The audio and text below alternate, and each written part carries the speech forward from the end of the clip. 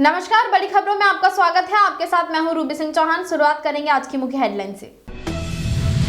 किसानों का आज दिल्ली कूच, केंद्र ने किसानों को 5वीं मीटिंग के लिए दिया न्योता। शंभू बॉर्डर पर पुलिस ने आंसू गैस के गोले दागे। केजरीवाल बोले सीट शेयरिंग पर कांग्रेस से चर्चा आखिरी चरण में। पंजाब में अकेले चुनाव लड़ने पर कहा, हमने जीतने के लिए यह फैसला किया। मिजोरम छात्र संगठन की मणिपुर सीएम को चेतावनी, अगर आपने मिजोरम के लोगों को निष्कासित किया तो हम राज्य में मैतेइयों को निकाल देंगे। मराठाओं को 10% आरक्षण देगी सिंध सरकार। महाराष्ट्र विधानसभा में बिल पास, रिजर्वेशन कोटा 62% हुआ। ज्वारांगे बोले सुप्रीम कोर्ट नहीं मानेगा। राष्ट्रपति भवन पहुंचे ग्रीस के पीएम, मोदी ने रिसीव किया। बोले भारत आना सौभाग्यवाद, 9वें रासायनिक डायलॉग के चीफ स्पीकर होंगे। फसलों की न्यूनतम समर्थन मूल्य यानी एमएसपी पर खरीद को लेकर केंद्र सरकार की ऑफर को ठुकराने के बाद किसान आज एक बार फिर दिल्ली चलो मार्च शुरू कर रहे हैं। इस बार किसानों ने बॉर्डर पर पुलिस की कीलेबंदी तोड़ने के लिए बुलडोजर और जेसीबी जैसी भारी मशीनें लेकर तैयार हैं।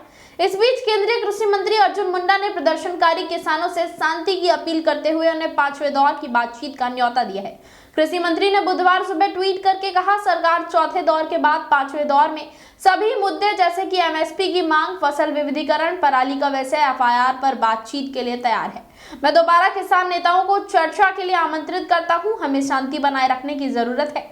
पंजाब हरियाणा के बीच स्थित शंभू बॉर्डर पर कुछ प्रदर्शनकारी एक बार फिर से उग्र हो गए हैं, जिन्हें काबू में करने के लिए पुलिस को आंसू गैस के गोले दागने पड़े। प्रदर्शनकारी किसानों और सरकार के बीच आज फिर 5वें दौर की बैठक हो सकती है। इस बीच हरियाणा पुलिस ने ट्वीट करके कहा, किसानों द्वारा शांतिपूर्ण प्रदर्शन करते हुए भारी मशीनरी जैसे जेसीबी, पोकलेन आदि का प्रयोग न करने की घोषणा का स्वागत करती है। हरियाणा पुलिस की अपील, ट्रैक्टर ट्रॉली का प्रयोग न करें, प्रदर्शनकारी कानून व्यवस्था बनाए रखने में सहयोग करें। वहीं दिल्ली के मुख्यमंत्री अरविंद केजरीवाल ने मंगलवार को कहा कि दिल्ली में लोकसभा चुनाव सीट शेयरिंग के लिए कांग्रेस से चर्चा चल रही है। हम चर्चा के अंतिम चरण में पहुंच गए हैं, जल्दी ही सीट शेयरिंग का ऐलान किया जाएगा। पंजाब में 10 फरवरी को अरविंद केजरीवाल ने एक रैली में कहा था कि राज्य में पार्टी अकेले चुनाव लड़ेगी। इस पर मंगलवार को केजरीवाल बोले, इस फैसले पर हम पुनर्विचार नहीं करने वाले हैं, हमने जीतने के लिए यह फैसला किया है। इसके अलावा केजरीवाल ने कहा कि अन्य राज्यों में भी गठबंधन को लेकर कई दौर की चर्चा हो चुकी है, जल्द ही अन्य राज्यों में भी गठबंधन का ऐलान किया जाएगा। आम आदमी पार्टी के महासचिव और राज्यसभा सांसद संदीप पाठक ने 14 फरवरी को कहा था कि हम कांग्रेस को दिल्ली में एक ही सीट देने पर विचार कर रहे हैं। कांग्रेस एक से ज्यादा सीट की हकदार नहीं है, लेकिन अगर सूत्रों की माने तो कांग्रेस और आम आदमी पार्टी सीट बंटवारे के लिए 4:3 फॉर्मूले पर चर्चा कर रही थी। इसमें कांग्रेस 4 और आम आदमी पार्टी के 3 सीटों पर चुनाव लड़ने की अटकलें थी।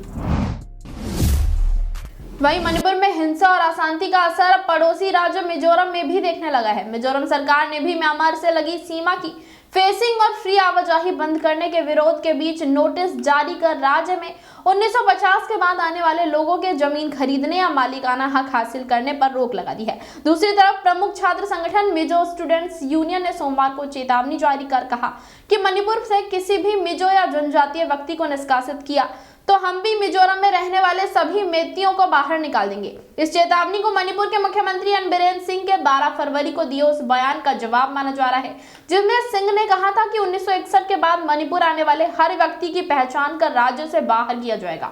वो किसी भी जाति या समुदाय के हों, उन्हें बाहर किया जाएगा। मिजोरम के छात्र संगठन की इस चेतावनी से पूर्वोत्तर क्षेत्र के महीनों से अस्थिर इस इलाके की परिस्थिति और अधिक संवेदित होने की आशंका पैदा हो गई है। छात्र नेता का कहना है कि मिजोरम में रहने वाले सभी मेतियों की विस्तृत सूची भी तैयार कर ली गई है। दरअसल मणिपुर सरकार का फैसला राज्य के स्थानीय जाति समूहों के लोगों की रक्षा को लेकर उठाए गए कदम के रूप में देखा जा रहा है। राज्य में मई 2023 से सांप्रदायिक हिंसा जारी है। सीएम बीरेन ने कहा कि ड्रग माफिया और अवैध प्रवासियों, खासकर म्यांमार के शरणार्थियों को दोषी ठहराया था।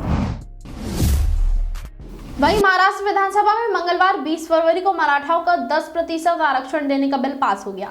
सीएम शिंदे अब इस बिल को विधान परिषद में पेश करेंगे। वहां से पास होने के बाद ये कानून बन जाएगा। शिंदे सरकार ने इस बिल के लिए एक दिन का स्पेशल सेशन बुलाया है। विधानसभा में पास होने से पहले बिल पर कैबिनेट ने मुहर लगाई। मराठा आरक्षण बिल पारित होने से मराठाओं को शिक्षा और सरकारी नौकरियों में 10% आरक्षण मिलेगा। राज्य में 52% आरक्षण पहले से है। 10% मराठा आरक्षण जुड़ने से रिजर्वेशन लिमिट 62% हो जाएगी। रिजर्वेशन कोटा 50% से ज्यादा होने से इस बिल को कानूनी चुनौतियों का सामना करना पड़ेगा। सुप्रीम कोर्ट ने मई 2021 में मराठा समुदाय को अलग से आरक्षण देने के फैसले को रद्द कर दिया था, क्योंकि रिजर्वेशन लिमिट 50% से ऊपर हो गई थी। बिल पास होने के बाद सीएम शिंदे ने कहा, जो हमने बोला था वो हमने किया। हमने कोई राजनीतिक लाभ के लिए फैसला नहीं लिया है। मराठा समाज आर्थिक, सामाजिक और शैक्षणिक रूप से पिछड़ा है। मराठाओं को आरक्षण मिलने से ओबीसी या किसी अन्य समाज के आरक्षण को नुकसान नहीं होगा। मराठा आरक्षण आंदोलन के नेता मनोज जरांगे पाटिल ने महाराष्ट्र सरकार के फैसले का स्वागत किया है। हालांकि उन्होंने कहा कि जो बिल पास हुआ वो मराठा आरक्षण की मांग के अनुरूप नहीं है। सुप्रीम कोर्ट इसे नहीं मानेगा। हमें ओबीसी कोटे के तहत आरक्षण चाहिए। उन्होंने बुधवार दोपहर मराठा समुदाय की बैठक बुलाई है। वहीं ग्रीस के प्रधानमंत्री किरिकोस मित्सोटाकिस बुधवार सुबह राष्ट्रपति भवन पहुंचे। यहां प्रधानमंत्री नरेंद्र मोदी ने उनका औपचारिक स्वागत किया। मित्सोटाकिस मंगलवार देर रात 2 दिन की भारत यात्रा पर नई दिल्ली पहुंचे थे। विदेश राज्य मंत्री मीनाक्षी लेखी ने उन्हें रिसीव किया था। मित्सोटाकिस 9वें रायसीना डायलॉग 2024 के चीफ स्पीकर होंगे। प्रधानमंत्री मोदी इसका उद्घाटन करेंगे। एथेंस रवाना होने से पहले मित्सोटाकिस मुंबई भी जाएंगे। ग्रीस पीएम के हाई लेवल डेलीगेशन भी भारत आए हैं। इसमें बिजनेसमैन भी शामिल हैं। रायसीना डायलॉग वैश्विक मुद्दों पर चर्चा का मंच है। इसमें मुख्य तौर पर 100 से ज्यादा देशों के विदेश मंत्री बैठक करते हैं। इस साल ग्रीस के पीएम चीफ गेस्ट हैं। विदेश मंत्रालय की तरफ से जारी बयान में कहा है कि प्रधानमंत्री मोदी ग्रीस के विजिटिंग प्राइम मिनिस्टर के लिए लंच भी होस्ट करेंगे। इसके बाद दोनों नेता डेलीगेशन के साथ बातचीत भी करेंगे। इसी के साथ फिलहाल इस बुलेटिन में इतना ही। ऐसे ही तमाम बड़ी अपडेट्स के लिए जुड़े रहें हमारे साथ और देखते रहें न्यू इंडिया न्यूज नेटवर्क।